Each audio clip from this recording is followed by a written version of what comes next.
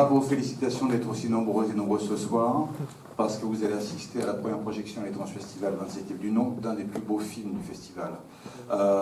C'est un véritable état de grâce en fait. Quand on fait un festival, je pense que les distributeurs aussi d'ailleurs, ou les acheteurs télé, où on voit énormément, et enfin dans notre cas, énormément de films dans l'année, pour essayer de vous apporter la plus belle sélection, humblement et modestement, qu'on espère vous proposer chaque année. Et donc ça peut couvrir des fois 5, 6, 7, 800 films de long métrage, je ne parle même pas des courts. Donc fatalement, évidemment, on a des yeux identiques un peu aux vôtres, des iris qui fatiguent facilement, et qui peuvent même se lasser rapidement sur le niveau mondial des films qui sont proposés chaque année.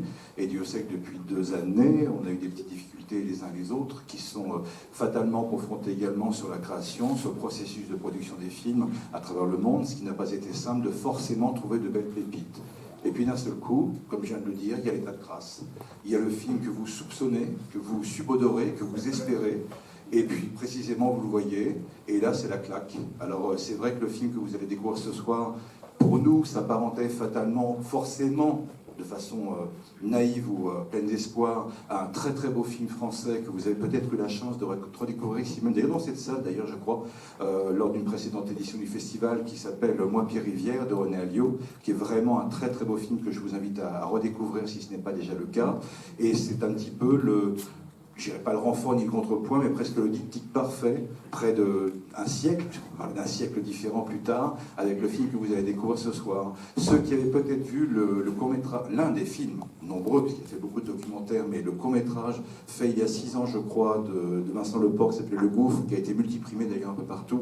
Je crois même qu'il y a eu le prix Jean Vigo à l'époque, en 2016, avait déjà potentiellement repéré l'œil du réalisateur et la maestria de sa proposition, de ses propositions, du climat qui pouvait arriver dans ces films potentiellement. On attendait ce long métrage, il est arrivé, et en plus, le renfort total qui fait qu'un film comme celui-ci fonctionne magistralement bien, c'est l'interprétation de son acteur principal. J'ai rien de plus à dire, vous allez le découvrir vous-même pendant 1h30, mais la chance que nous avons évidemment pour vous présenter un tel film, c'est d'accueillir ce soir Vincent Leport et Dimitri Vidal.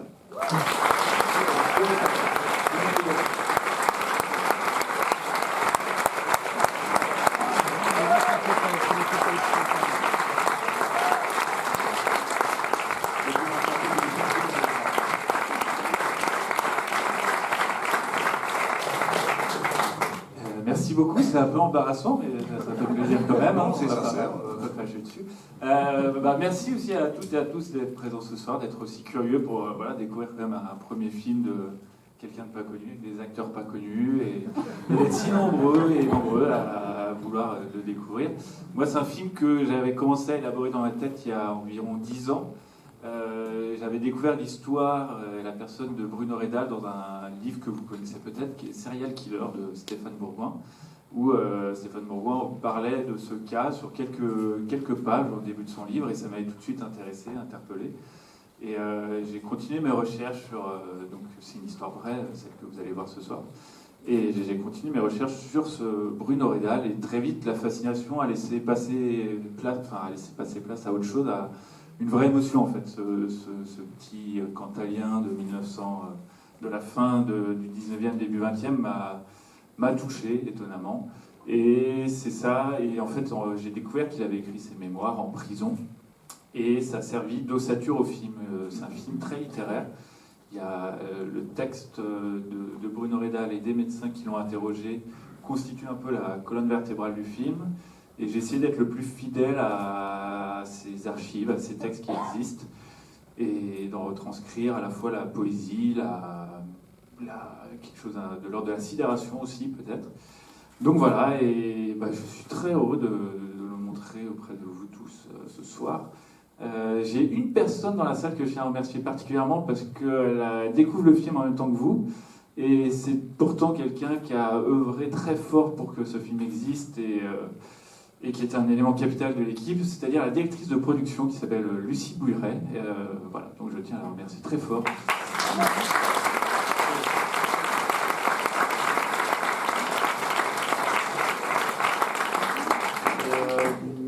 Et voilà, j'espère juste que vous arriverez à être touché par cette histoire et ce personnage comme moi j'ai pu l'être.